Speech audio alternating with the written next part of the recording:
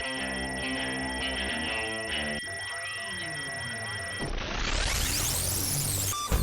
what's up, everybody? Welcome to Comic Book Club. I am Alex. I'm Justin. I'm Pete. Now we have three great comics. No, that is horrible. We're talking You about can't put the Daredevil ass end on 116. top of the good one. Daredevil 116, Killer of Demons #1, and The Mighty #2. So let's get right into it. In case it wasn't clear, we are drinking Yingling, courtesy of Mr. Pete LePage, who is very protective of his beer.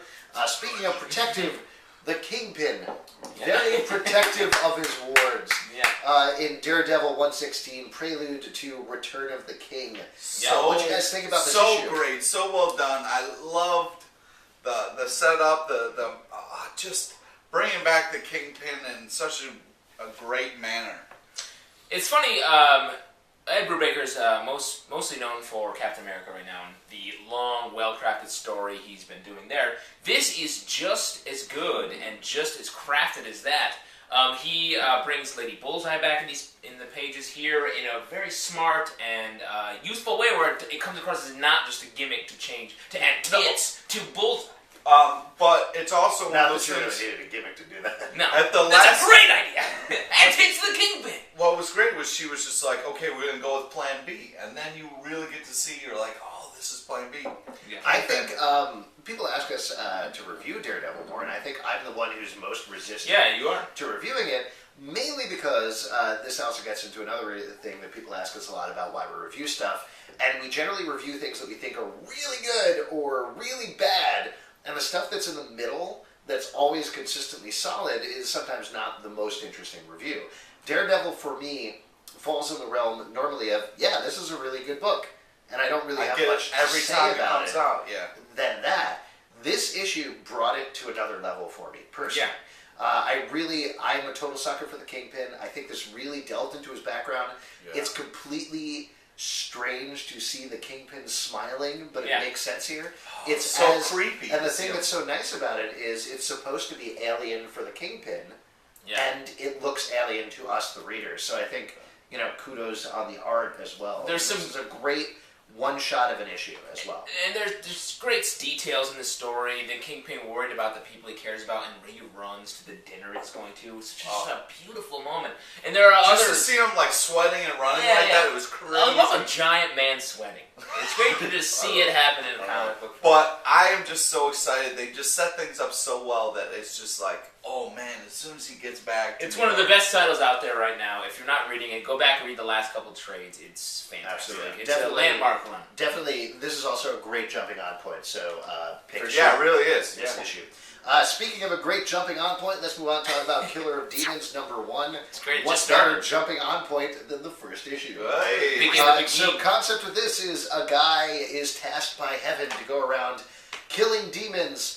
Except, are they really demons? Yeah, I think it's kind of fun. I mean, what if the guy's just crazy and he thinks he's killing people for a higher power There's a when movie. he's just out of his gourd? There's a movie just like this.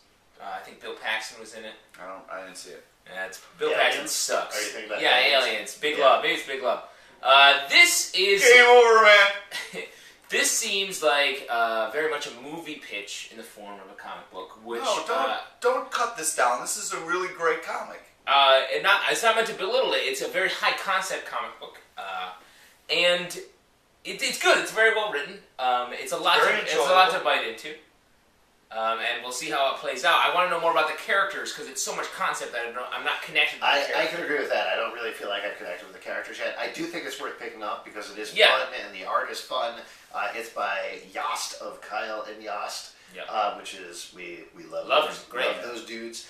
So it's a fun concept, certainly interested to see where it goes, but I agree, it is a backdoor movie, which is something that Image does a lot. I don't know about all that. I just like the fact that you kind of see this guy, you think it might be going one way, it kind of does a good job of slowly revealing how he sees the world, and not giving you too much and setting it up too easily. I think it does a great job with a pace. We're not saying we don't like it. Yeah, it's good. You don't like the Hollywood aspect.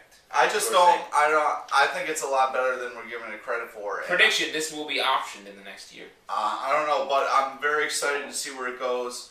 The art is amazing. Ed, nice Thank art. you. This is a great movie. Definitely go watch it in the movie theaters. Yeah. Is that It's coming. what you're saying, Pete? That's No. what you mean.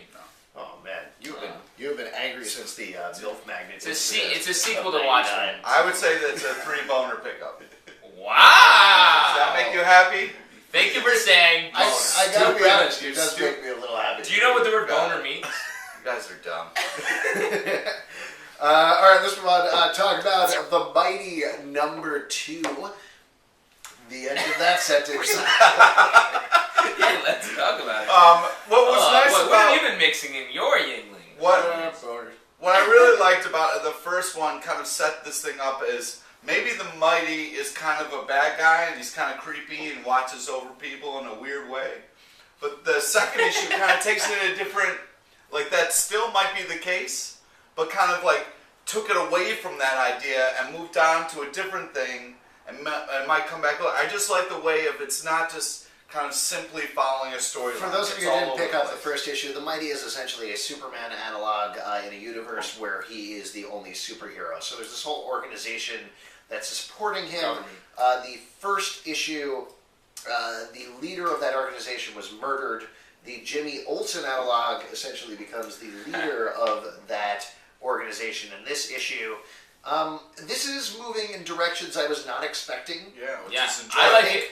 I think that Tommaso and Champagne, if you will, Ooh, are doing a nice job of writing. The official. But I'm not actually as crazy with this particular direction as where I thought it was going. Really, I thought this is I a disagree. much better issue than the first issue.